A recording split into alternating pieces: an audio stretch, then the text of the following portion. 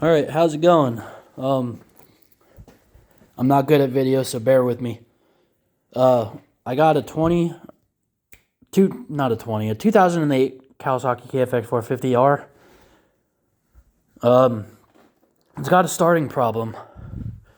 I got it in on a trade. Dude told me it was sitting for a couple years, so I did, obviously, the gas, flushed the tank, put a new fuel pump, fuel injector, all that's all brand new.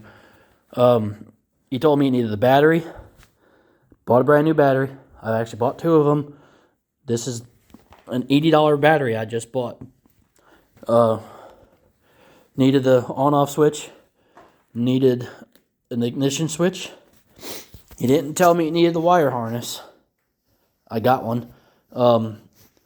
It needed all relays. Well, it didn't need them, but I got them anyway because the other ones seen better days.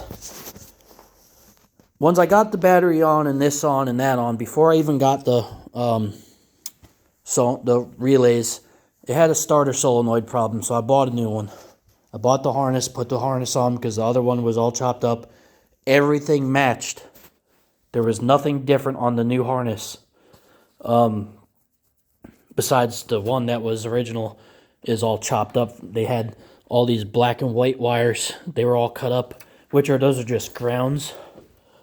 I checked these fuses here. Let me turn the flash on. Yeah, I checked these fuses here. Those are all good.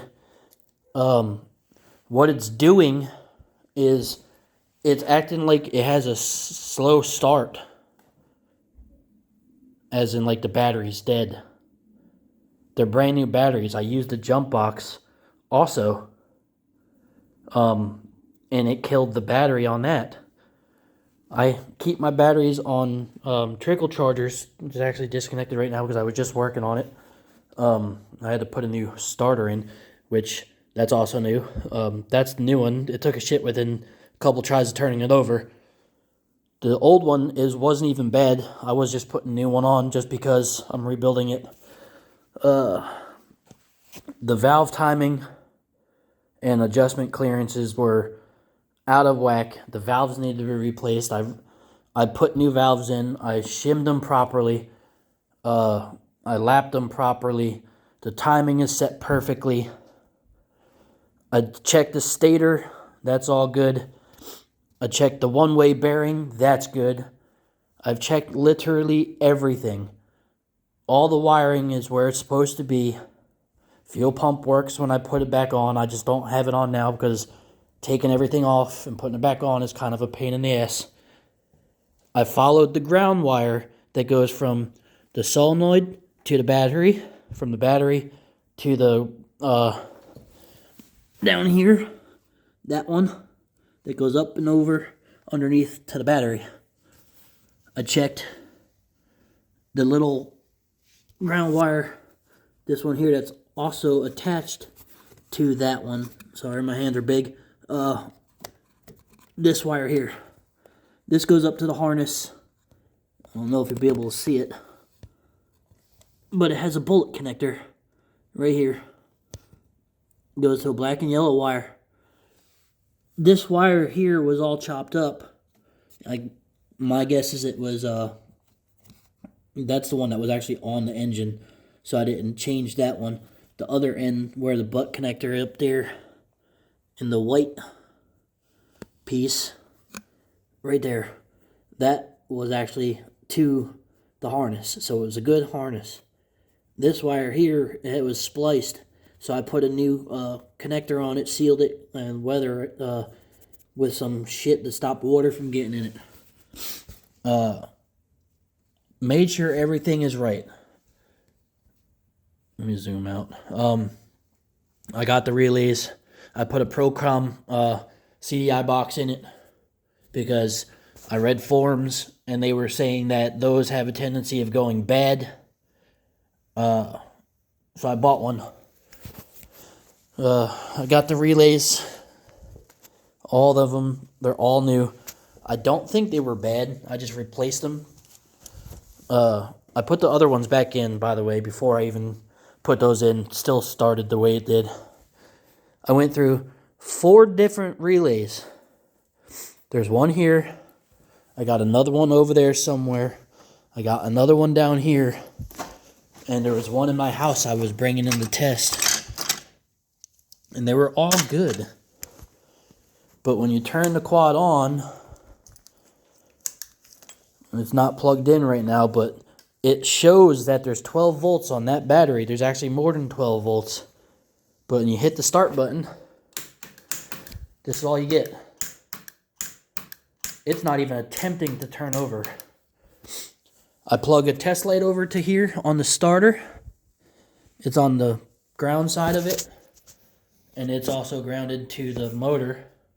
I don't know if you'll be able to see, but she lights up.